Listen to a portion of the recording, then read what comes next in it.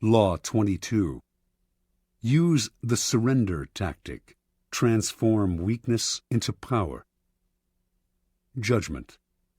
When you are weaker, never fight for honor's sake. Choose surrender instead. Surrender gives you time to recover, time to torment and irritate your conqueror, time to wait for his power to wane. Do not give him the satisfaction of fighting and defeating you. Surrender first. By turning the other cheek, you infuriate and unsettle him. Make surrender a tool of power. Observance of the law. Sometime in the 1920s, the German writer Bertolt Brecht became a convert to the cause of communism. From then on, his plays, essays, and poems reflected his revolutionary fervor, and he generally tried to make his ideological statements as clear as possible. When Hitler came to power in Germany, Brecht and his communist colleagues became marked men. He had many friends in the United States, Americans who sympathized with his beliefs, as well as fellow German intellectuals who had fled Hitler. In 1941, accordingly, Brecht emigrated to the United States and chose to settle in Los Angeles, where he hoped to make a living in the film business. Over the next few years, Brecht wrote screenplays with a pointedly anti-capitalist slant. He had little success in Hollywood, so in 1947, the war having ended, he decided to return to Europe.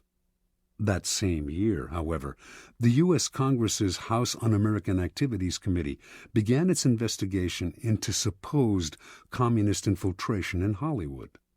It began to gather information on Brecht, who had so openly espoused Marxism, and on September 19, 1947, only a month before he had planned to leave the United States, he received a subpoena to appear before the committee. In addition to Brecht, a number of other writers, producers, and directors were summoned to appear as well, and this group came to be known as the Hollywood 19. Before going to Washington, the Hollywood 19 met to decide on a plan of action. Their approach would be confrontational. Instead of answering questions about their membership, or lack of it, in the Communist Party, they would read prepared statements that would challenge the authority of the committee and argue that its activities were unconstitutional. Even if this strategy meant imprisonment, it would gain publicity for their cause. Brecht disagreed. What good was it, he asked, to play the martyr and gain a little public sympathy if in the process they lost the ability to stage their plays and sell their scripts for years to come? He felt certain they were all more intelligent than the members of the committee. Why lower themselves to the level of their opponents by arguing with them? Why not outfox the committee by appearing to surrender to it while subtly mocking it? The Hollywood 19 listened to Brecht politely, but decided to stick to their plan, leaving Brecht to go his own way. The committee finally summoned Brecht on October 30th. They expected him to do what others among the Hollywood 19 who had testified before him had done: argue, refuse to answer questions, challenge the committee's right to hold its hearing, even yell and hurl insults. Much to their surprise, however, Brecht was the very picture of congeniality. He wore a suit, something he rarely did, smoked a cigar. He had heard that the committee chairman was a passionate cigar smoker, answered their questions politely, and generally deferred to their authority. Unlike the other witnesses, Brecht answered the question of whether he belonged to the Communist Party. He was not a member, he said, which happened to be the truth. One committee member asked him, "Is it true you have written a number of revolutionary plays?" Brecht had written many plays with overt communist messages, but he responded, "I have written a number of poems and songs and plays in the fight against Hitler, and, of course, they can be considered, therefore, as revolutionary because I, of course, was for the overthrow of that government." This statement went unchallenged. Brecht's English was more than adequate, but he used an interpreter throughout his testimony, a tactic that allowed him to play subtle games with language. When committee members found communist leanings in lines from English editions of his poems, he would repeat the lines in German for the interpreter, who would then retranslate them and somehow they would come out innocuous. At one point, a committee member read one of Brecht's revolutionary poems out loud in English and asked him if he had written it. "No," he responded, "I wrote a German poem, which is very different from this." The author's elusive answers baffled the committee members, but his politeness and the way he yielded to their authority made it impossible for them to get angry with him. After only an hour of questioning, the committee members had had enough. "Thank you very much," said the chairman. "You are a good example to the other witnesses." Not only did they free him, they offered to help him if he had any trouble with immigration officials who might detain him for their own reasons. The following day, Brecht left the U.S., never to return. Interpretation. The Hollywood 19's confrontational approach won them a lot of sympathy, and years later they gained a kind of vindication in public opinion. But they were also blacklisted and lost valuable years of profitable working time. Brecht, on the other hand, expressed his disgust at the committee more indirectly.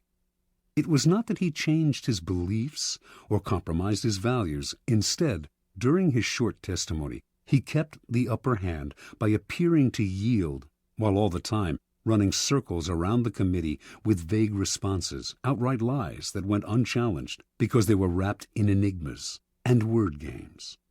In the end, he kept the freedom to continue his revolutionary writing, as opposed to suffering imprisonment or detainment in the United States, even while subtly mocking the committee and its authority with his pseudo-obedience. Keep in mind the following. People trying to make a show of their authority are easily deceived by the surrender tactic. Your outward sign of submission makes them feel important, satisfied that you respect them. They become easier targets for a later counterattack or for the kind of indirect ridicule used by Brecht. Measuring your power over time, never sacrifice long-term maneuverability for the short-lived glories of martyrdom. Keys to power. What gets us into trouble in the realm of power is often our own overreaction to the moves of our enemies and rivals. That overreaction creates problems we would have avoided had we been more reasonable. It also has an endless rebound effect, for the enemy then overreacts as well. It is always our first instinct to react, to meet aggression with some other kind of aggression. But the next time someone pushes you, and you find yourself starting to react, try this. Do not resist or fight back, but yield, turn the other cheek, bend. You will find that this often neutralizes their behavior. They expected, even wanted you to react with force, and so they are caught off guard and confounded by your lack of resistance. By yielding, you in fact control the situation, because your surrender is part of a larger plan to lull them into believing they have defeated you. This is the essence of the surrender tactic. Inwardly, you stay firm, but outwardly, you bend. Deprived of a reason to get angry, your opponents will often be bewildered instead, and they are unlikely to react with more violence, which would demand a reaction from you. Instead, you are allowed the time and space to plot the counter moves that will bring them down. In the battle of the intelligent against the brutal and the aggressive, the surrender tactic is the supreme weapon. It does require self-control. Those who genuinely surrender give up their freedom and may be crushed by the humiliation of their defeat. You have to remember that you only appear to surrender, like the animal that plays dead to save its hide. Power is always in flux. Since the game is, by nature, fluid and an arena of struggle, those with power almost always find themselves eventually on the downward swing. If you find yourself temporarily weakened, the surrender tactic is perfect for raising yourself up again. It disguises your ambition. It teaches you patience and self-control, key skills in the game, and it puts you in the best possible position for taking advantage of your oppressor's sudden slide. If you run away or fight back, in the long run, you cannot win. If you surrender, you will almost always emerge victorious.